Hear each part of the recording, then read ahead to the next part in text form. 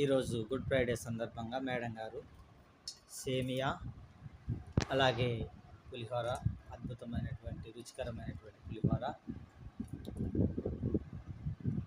చర్చిలోని సంఘ సభ్యులకు, అక్కడ వస్తున్నటువంటి ప్రత్యేకమైనటువంటి గెస్టులకు అందరికీ కూడా ప్రేమతో తయారు చేయడం అటువంటిది జరిగింది. గమనించగలరు.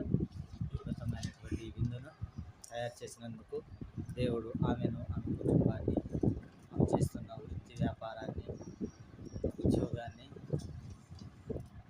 దీవించి ఆశీర్వదించునుగాక. చాలా శ్రమపడి ఉంది. ఆమె కష్టానికి దేవుడు పూర్వతల ఫలితం దయచేయనుగాక. ఆమెన్. తింటాను మీరు ఎలా ఉన్నది అయిపోయింది కాబట్టి ఆమె ఫాస్టింగ్ మార్నింగ్ అయిపోయింది కాబట్టి